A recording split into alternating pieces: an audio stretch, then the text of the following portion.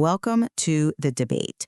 In March 2020, a man ran completely naked through 32-degree streets. Right, freezing temperatures. Exactly, freezing. And he seemed totally impervious to the cold and even to the pain of broken glass. But within moments of police arrival, he was fully compliant, lying face down and in handcuffs. And minutes after that, he was brain dead. Today, we are asking why. We're examining the tragic death of 41-year-old Daniel Prude in Rochester, New York. It's a case where the official investigations, well, they yielded completely incompatible interpretations of what actually occurred on that freezing asphalt. They really didn't. And those different interpretations, they fundamentally change how we assign responsibility for a human life. We are drawing directly from two official source documents today, the New York State Attorney General's Special Investigations Report and the amended federal civil rights complaint filed by the estate of Daniel Prude. Yeah, and the central disagreement here is profound. Was Daniel Prude's death an unavoidable medical tragedy? One driven by a physiological crisis known as excited delirium syndrome and compounded by a systemic lack of medical preparedness? Or was it the fatal result of a localized police culture, a culture defined by excessive force, deliberate indifference to human suffering, and a calculated institutional cover-up? Right. Well, I will be arguing that the evidence, specifically the autopsy and the Attorney General's expert testimonies, points to a highly complex, drug-induced medical emergency. The officers on the scene followed their defensive tactics training to the letter while attempting to stabilize a rare physiological crisis. A crisis they didn't understand. Exactly, a crisis they were structurally unequipped to handle. Okay, and I will be arguing that the evidence demonstrates blatant police abuse, that the medical framing of this incident acts as a shield, It obscures a cruel failure to provide basic human care. I maintain that Daniel Prude's death highlights a documented, systemic pattern of violence against marginalized citizens experiencing mental health crises. Report. When you look at the physical evidence, Daniel Prude was experiencing a severe physiological cascade. He had ingested PCP, and that triggered a rare but thoroughly documented condition called excited delirium syndrome, or XDS. The AG's report utilizes insights from highly credentialed experts. You have Dr. Gary Vilke, an emergency physician, Dr. Jeffrey Alpert, a police practices expert, and the Monroe County Medical Examiner. Right.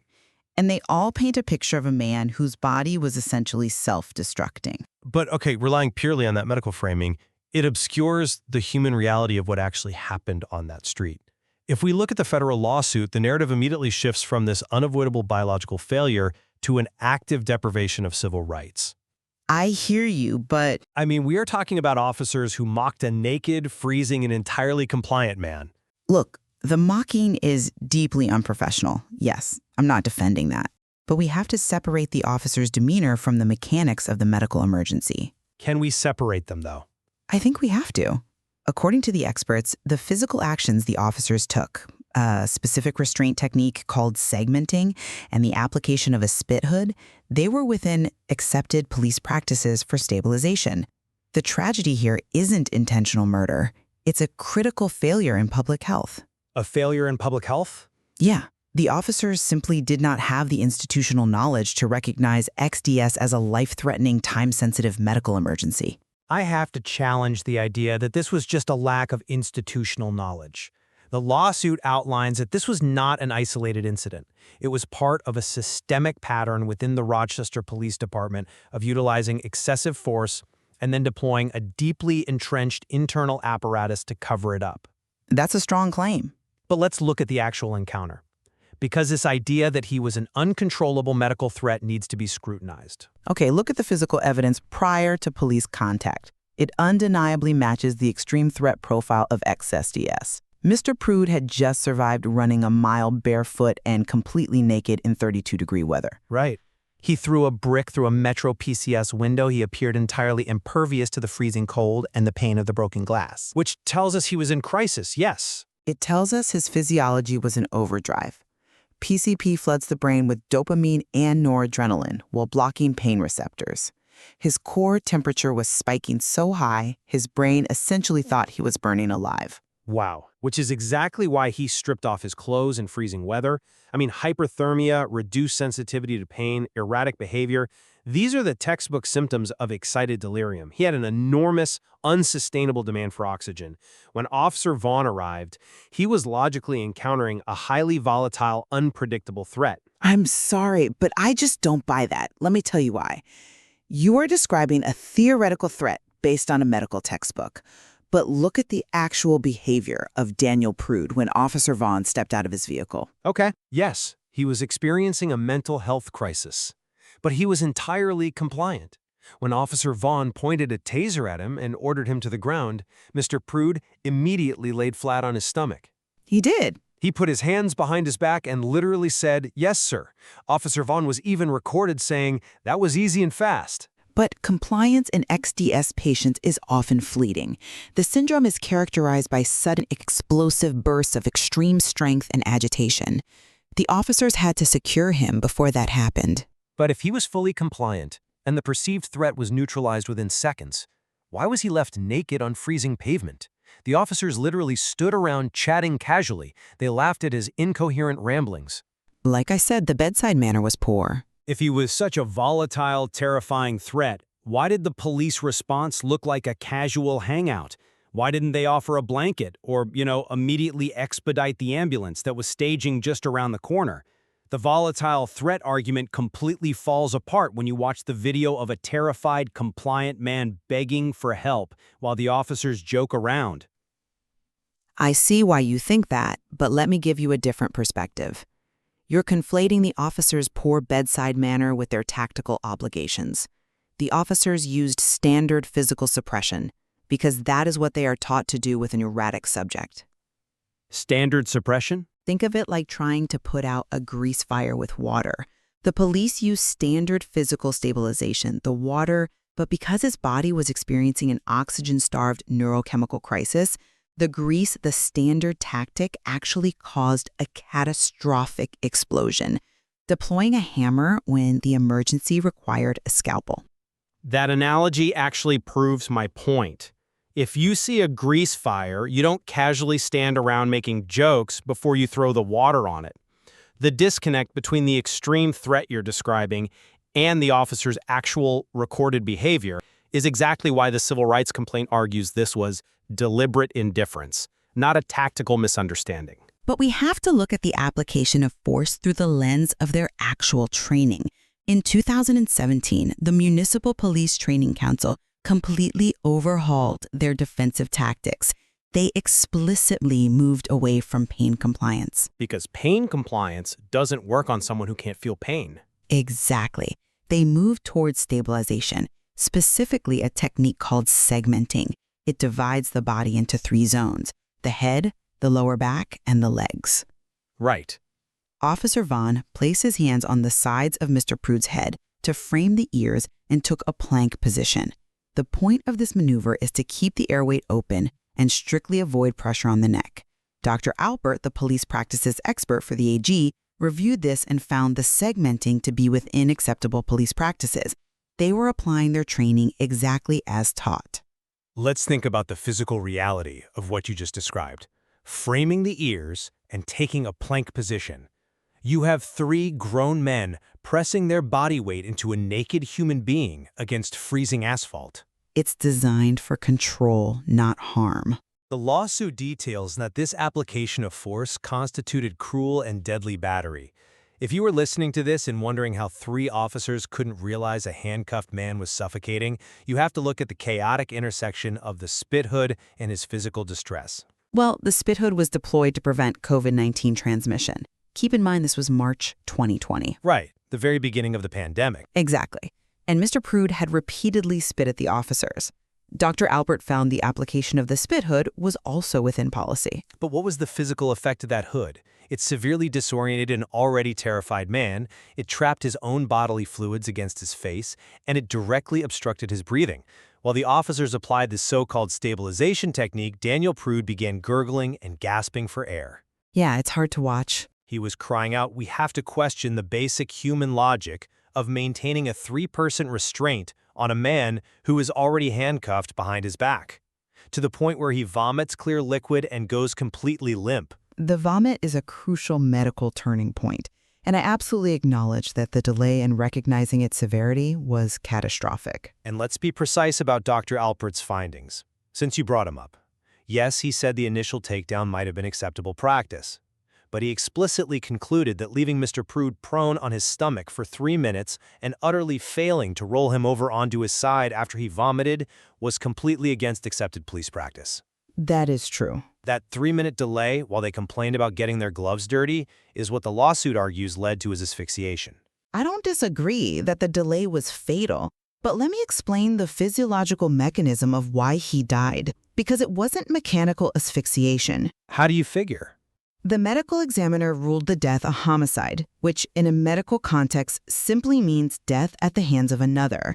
But they specifically cited complications of asphyxia in the setting of physical restraint due to excited delirium due to acute PCP intoxication. Meaning the restraint killed him. Meaning the combination killed him. Dr. Vilk, the restraint expert, noted that Mr. Prude's heart went into pulseless electrical activity. Wait, for anyone listening, what does that actually mean? It's when the heart's electrical system is still firing signals pump, pump, but the heart muscle itself is so utterly exhausted or starved of oxygen that it can't physically squeeze to move the blood. The weight applied by the officers was not enough to mechanically crush his windpipe. Okay. Rather, the XDS caused an immense, insatiable demand for oxygen in his brain, and the restraint restricted his ability to expand his lungs enough to meet that hyper-elevated demand. The physiological demand for oxygen doesn't negate the fact that officers pushed a man's face into freezing asphalt and ignored his gurgling pleas for air.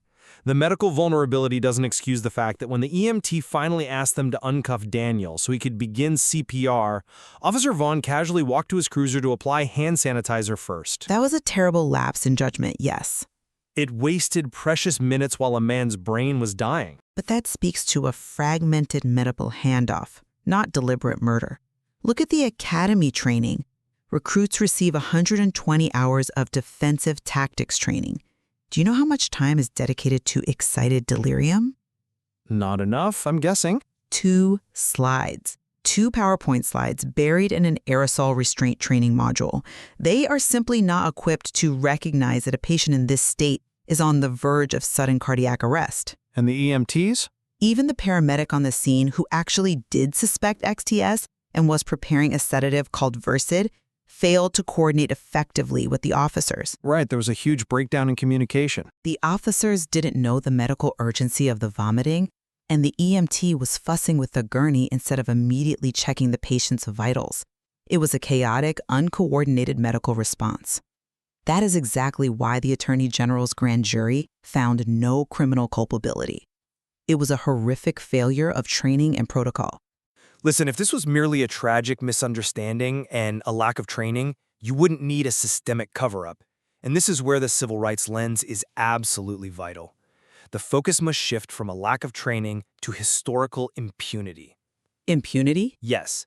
The federal complaint highlights that the city of Rochester sustained less than 2% of excessive force complaints between 2001 and 2016. Think about what that means. It means 98% of the time a civilian reported being abused, the department dismissed it. That is an environment that breeds misconduct, because there are no consequences. I understand the broader context, but we really have to anchor our debate to Daniel Prude. Daniel Prude's death did not happen in a vacuum. Look at the track record of that exact department. Benny Warr, a man in a wheelchair knocked to the ground and beaten. David Vann, brutally beaten while handcuffed. Christopher Pate, severely beaten and tasered. And what happened immediately after Daniel Prude was loaded into the ambulance? The investigation was less of a fact-finding mission and more like a script rewrite. Now hold on. The Attorney General's report was incredibly thorough in mapping out every minute of that night, including the aftermath. No, I am talking about the internal Rochester Police Department investigation. The lawsuit highlights that an RPD investigator explicitly ordered the officers to revise their subject resistance reports days later. He instructed them to specifically add the phrase coronavirus as a post hoc justification for the spit hood. He told them to change Daniel Prude's official designation on the paperwork from victim to suspect. I will concede that. The attempt to rewrite the reports is entirely indefensible. It is a terrible look for the department. It's more than a terrible look. Why write coronavirus on the report days later? It's not a clerical error. It's about municipal liability. If he died from physical force, the city and the officers are financially and legally liable. If he died from a pre-existing virus or a drug overdose, the liability shifts entirely. Right, it protects the city. Exactly. The internal apparatus goes to work to protect the city's wallet and the officers' badges. The RPD investigator even attempted to contact the medical examiner for a sensitive, off-the-record conversation before the autopsy even began. You don't rewrite reports and lobby the medical examiner if you are confident that your officers simply followed their medical and tactical training. You do those things when you are protecting a localized culture of violence.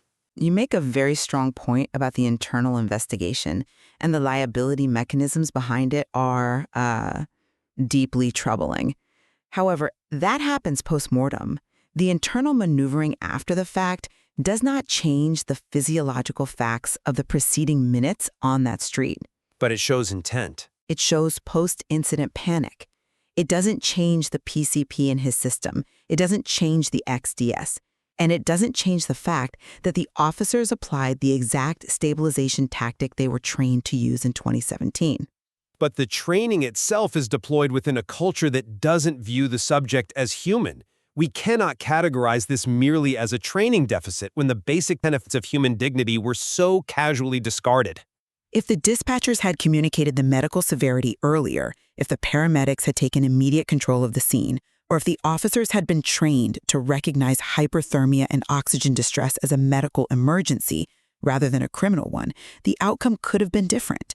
It is a tragedy of a system totally blind to a severe public health crisis. And I argue this system wasn't blind, it just didn't care. The evidence exposes a culture where vulnerable citizens in extreme mental distress are treated with mockery, subjected to lethal physical force, and then protected by an internal system designed from the top down to conceal that misconduct. Well, as we step back and look at the totality of the source material today, I maintain that it points to a catastrophic intersection. We had a rare, fatal medical syndrome initiated by a potent hallucinogen crashing into a police force that was structurally and educationally ill-equipped to handle it. The officers utilized sanctioned defensive tactics that tragically compounded a biological crisis they couldn't see. And I maintain that the evidence reveals a deeply entrenched culture of indifference. When a mental health crisis is met with physical battery and deliberate delays in life-saving care, followed by an orchestrated attempt to sanitize the official record, we are looking at a systemic civil rights failure, not just a medical anomaly. Yet, despite our different interpretations of the exact mechanism of failure, I think we have arrived at a strong point of convergence here. The system comprehensively failed Daniel Prude Ben Knight. Completely. Whether that failure was born of a fatal lack of medical protocol, a blatant disregard for his civil rights, or a tragic combination of both, the safety nets that are supposed to protect vulnerable citizens completely disintegrated. Viewing this incident strictly through a tactical or medical lens, or strictly through a punitive civil rights lens, might not give us the full picture. It is only the combination of these perspectives that allows us to understand the full scope of the tragedy. If we only look at the medical side, we ignore the human rights abuses. If we only look at the civil rights side, we ignore the severe physiological realities that emergency responders face. The source material here offers profound, if painful, lessons for the future of emergency response, dispatch protocols, and police accountability. There is just so much more to explore in how we as a society handle these exact intersections of crisis. Which brings us back to where we started. When you analyze a complex tragedy, the truth rarely exists entirely within one single lens. Sometimes it is only by looking through all of them at once that we can finally see the complete, devastating picture.